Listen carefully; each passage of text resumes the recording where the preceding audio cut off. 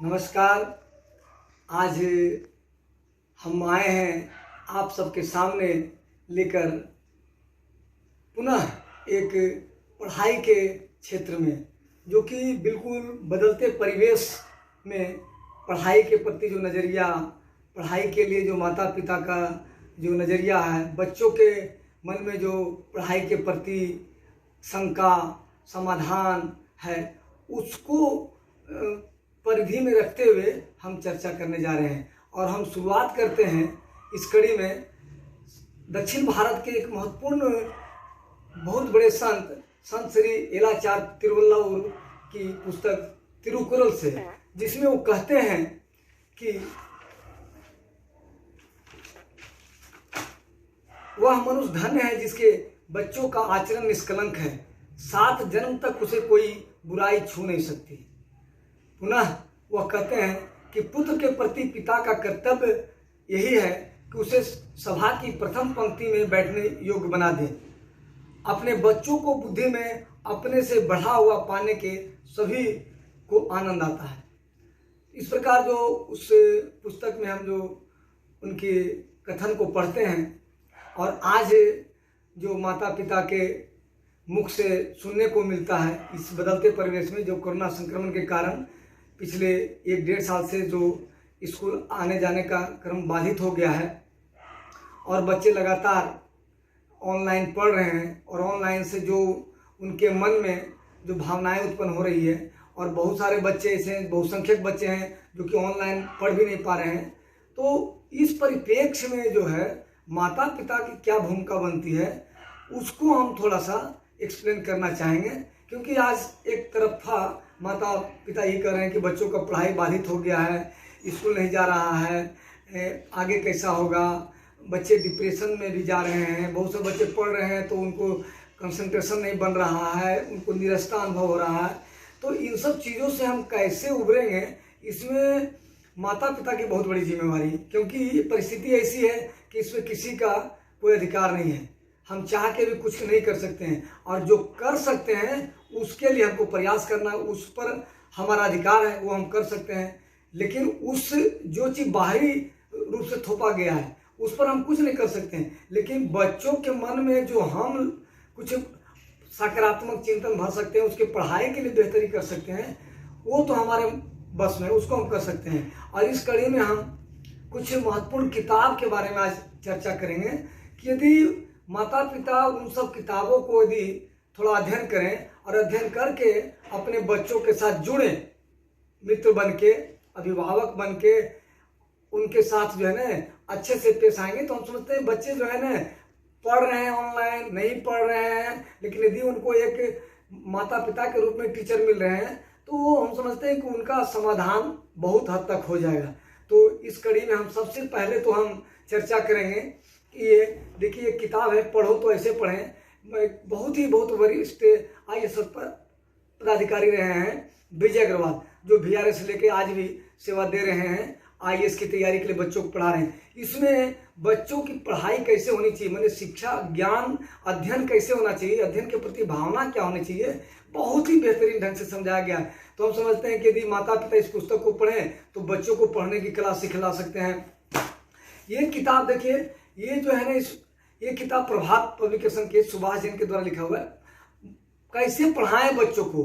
आज बच्चे जो है ना को मन नहीं लग रहा है पढ़ने में, स्कूल जाते थे तो स्कूल में पीछे बैठेंगे, आगे नहीं बैठेंगे, उनको रुचि क्यों नहीं लग रही है, ऐसे बहुत सारे सवाल हैं जो हम गार्जियन नहीं समझ पाते, आखिर मेरा बच्चा क्यों नहीं पढ़ना चाह रहा। तो इस किताब में ये सबको एक्सप्लेन किया गया है, तो आप चाहेंगे पढ़ के तो आप बच्चों को समझ सकते हैं कि मेरा बच्चा क्यों नहीं पढ़ना चाह रहा है। अच्छा, आप सोचते हैं कि हमारा बच्चा बहुत नंबर है, अभी तो क्या हो रहा है, बिना परीक्षा दिए हुए नंबर ला रहा है, और ये तो समझ लीजिए कि एक तरह से पास कर दिया जा रहा है ताकि बच्चे के मन में कोई डिप्रेशन नहीं। लेकिन अगर कैरियर के रूप में देखा जाए तो उनके लिए तो अहित है, क्योंकि यदि बिना परीक्षा दिए अगर आगे बढ़ेंगे तो उन कितना मजबूती आएगा ये हम समझ सकते हैं। तो मजबूती उनका बना रहे, हम माता पिता घर में ही उनका परीक्षा की व्यवस्था करें, पढ़ा के। कोई जरूरी नहीं कि क्लास का ही परीक्षा लें, हम बहुत सारा परीक्षा अपने कोर्स जितना पढ़ता है उसी का ले सकते हैं। और अच्छे नंबर लाने के लिए हम उनको इस तरह की किताबें पढ़ सकते हैं, परीक्षा में मेरिट कैसे पाएं, ऐसी और पुस्तकें हो सकते हैं। हमने जो पढ़ा ये मैं आपको बता रहा हूँ कि इस तरह की पुस्तकें पढ़ के, क्योंकि बच्चे तो पढ़ेंगे नहीं इतनी किताबें, लेकिन हम एक गार्जियन यदि पढ़ते हैं और उनको थोड़ा थोड़ा उनके अंदर में डालते हैं कला, तो बच्चे बहुत अच्छा कर सकते हैं। अच्छा, मेरा सपना है कि हमारा बच्चा डीएम बने, आईपीएस बने, तो आप इस तरह की पुस्तक पढ़ सकते हैं। निशान जैन जो आईएएस टॉपर बना था, उन्होंने किताब लिखा है। विजय अग्रवाल लिखे आईएएस की तैयारी के, उस तरह के पुस्तकें पढ़ के और देखें हम अपने बच्चों के अंदर में क्या हम इनपुट दे सकते हैं। चाहते हैं कि बच्चे डॉक्टर इंजीनियर बने, तो ये देखिए फायर इन द बेली जो है डॉक्टर सुमेर सेठी, जो डांस क्लास चलाते हैं और एमबीबीएस और एमडी की तैयारी कराते हैं, इतना ऐसी अच्छी बातें लिखे कि कैसे जैसे मतलब भूख जब लगता है तो एकदम सूखा रोटी भी खा लेते हैं। उसी तरह जब हमको मन लगेगा ना, तो हम पढ़ाई कैसी भी परिस्थिति आएगा हम पढ़ लेंगे। तो बड़े अच्छे ढंग से इसमें एक्सप्लेन किए हैं। अच्छा, बहुत सारे माता पिता का ये रहता है कहना कि बच्चों में अब एकाग्रता एकदम नहीं बन पा रहा है और स्टेबल नहीं हो पाता है, अधिक देर तक नहीं पढ़ता। तो मैं कहूँगा कि वो अपने राज्य में बहुत वरिष्ठ आईएएस पदाधिकारी रहे विजय प्रकाश, उनकी एक पुस्तक है एकाग्रता कैसे बढ़ाएं, इसको पढ़ के देखें और देखिए कैसे मतलब रोचक गेम के द्वारा बताया गया है एकाग्रता के लिए। और इसको मैंने कई स्कूल के बच्चों को मैंने करा के भी दिखाया है, बहुत ही रोचक लगता है। बच्चे बहुत इंटरेस्ट लेते हैं कि कैसे हम कंसंट्रेशन के साथ इस गेम को खेलें। और इससे जो है ना कुछ योगा भी बताया गया है, तो इसको आप पढ़ेंगे और बच्चों में आप करा सकते हैं, काफ़ी समय रहता है। अच्छा, विजय प्रकाश सर की एक और किताब है क्रिएटिव लर्निंग, मैथ गेम है, तरह तरह का इसमें गेम दिया गया है। भारतीय संस्कृति की मतलब जो है ना बहुत ही अच्छे अच्छे कहानी के द्वारा गेम को दिखलाया गया है। अगर इसको हम देखेंगे और बच्चों के साथ में अगर हम पार्टिसिपेट करेंगे तो बच्चे बहुत इंटरेस्ट लेके, और उनको फिर निराशा भी नहीं लगेगा कि रात दिन हम पढ़ रहे हैं या ऑनलाइन कर रहे हैं या स्कूल नहीं जा रहे हैं। उनको एक घर में एक अच्छा माहौल बनेगा। अच्छा, बच्चों को देखिए के अंदर में क्या है ना, ओवरऑल पर्सनालिटी डेवलपमेंट होना चाहिए। सिर्फ पढ़ो पढ़ो करने से नहीं होगा, उनके अंदर में हर तरह की बात यानी कम्युनिकेशन कला होना चाहिए, घर के काम में मदद लेना। तो हम उनसे क्या क्या काम ले सकते हैं और कैसे हम अपने काम में जोड़ सकते हैं, इस पुस्तक में दिखलाया गया बच्चों के साथ अमूल्य क्षण। इसको आप देखें और बात बात में गेम गेम उनको पता भी नहीं चलेगा कि मम्मी मेरे से ये क्यों करा रही है, और उनके अंदर में शिक्षा का विकास हो जाएगा। अच्छा, आप सोचते हैं कि हमारा बच्चा एकदम जैसे देश के एकदम महापुरुषों की तरह बहुत अच्छा बने, एक आदर्श बेटा बने, आदर्श बालक बने, तो बहुत अच्छी बात है, हर माता पिता का ही रहता है। लेकिन वो कैसे बने, क्योंकि देखिए मिट्टी का घड़ा जो है ना कुम्हार बनाता है, उसको बनाने आता है तो बनाता है, हर कोई नहीं बना सकता है। तो बच्चा जो है कच्चे मिट्टी के समान है, उसको हम जैसे ढालेंगे वैसे ढलेगा। तो आप देखिए ये किताब है सफलतम व्यक्तियों की सर्वश्रेष्ठ आदतें, इसमें 10 आदत को बताया गया है। आप डिटेल से पढ़ेंगे इसमें, और हर एक आदत के साथ में कई महापुरुषों की जीवनी दिया गया है जो अपने अपने क्षेत्र में बहुत ऊंचाई पर गया है। तो इस कहानी को पढ़ेंगे और बच्चों को सुनाएंगे, बताएंगे, तो बच्चे इंटरेस्ट लेंगे और उनके अंदर में एक क्रिएटिविटी डेवलप होगा। अच्छा, ये नहीं, ये एक पुस्तक देखिए 101 हस्तियां जिसने दुनिया को बदल दी। मैंने पूरे विश्व लेवल पर देश विदेश के ऐसे ऐसे हस्तियों की कहानी है, छोटा छोटा कहानी है, एकदम एक पन्ना में। इसको पढ़ के और आप देखेंगे कि मैं अपने बच्चों में क्या इनपुट डाल सकता हूँ कि मेरा बच्चा भी अच्छा बन सकता है। उसके अंदर में हम डांट डपट करके नहीं, खेल खेल में बात बात करके हम उनके अंदर में हम उनको जीवंत बना सकते हैं।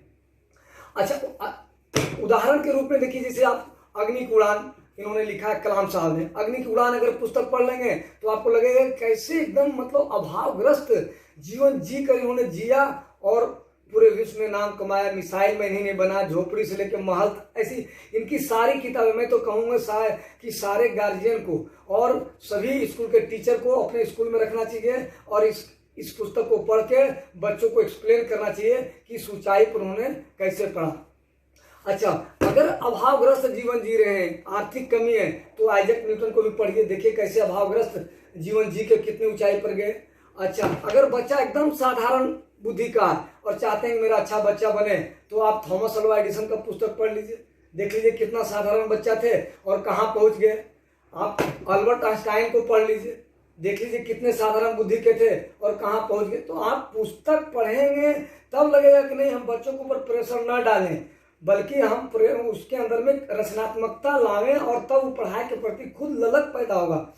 हम बार बार सिर्फ कहेंगे पढ़ो पढ़ो, उसको डांट डपट करेंगे तो और वो कुंठित हो जाएगा और ऐसे बच्चे निराशा के शिकार हो जाते हैं, कई तो डिप्रेशन के शिकार होके और सुसाइड भी कर लेते हैं। तो ये चीज़ ऐसी घटना ना हो, उसके लिए हम माता पिता की जिम्मेवारी है कि ऐसी ऐसी पुस्तकें पढ़ें। ये तो मैं उदाहरण दे रहा हूँ, कितने पुस्तकों को मैंने, ऐसे तो बहुत पुस्तकें हैं, कुछ महत्वपूर्ण पुस्तकों में बता रहा हूँ जिसको मैंने पढ़ा, समझा, अनुभव किया और स्कूलों में बच्चों के साथ शेयर करता हूँ। अब चूंकि लॉकडाउन है तो ये सभी माता पिता की जिम्मेवारी है कि इस तरह की पुस्तक पढ़ें और अपने बच्चों के मन में सकारात्मक बातों को भरें। अच्छा, अगर मान लें किसी माता पिता के बच्चे दिव्यांग हैं, बुद्धि का विकास नहीं हुआ है, अगर शारीरिक रूप से कमी कमजोरी है, तो आप देखिए मेरा जीवन, हेलेन केलर की पुस्तक पढ़ सकते हैं और देख सकते हैं कैसे उन्होंने अपने जीवन में मुख बधिर होते हुए पूरे दुनिया में नाम कमाया। उनको और नीमा सिन्हा का वीडियो दिखाइए, उसमें नीक का आप स्टोरी दिखाइए, कैसे न हाथ है न पैर है और पूरे विश्व में मोटिवेशनल स्पीकर के रूप में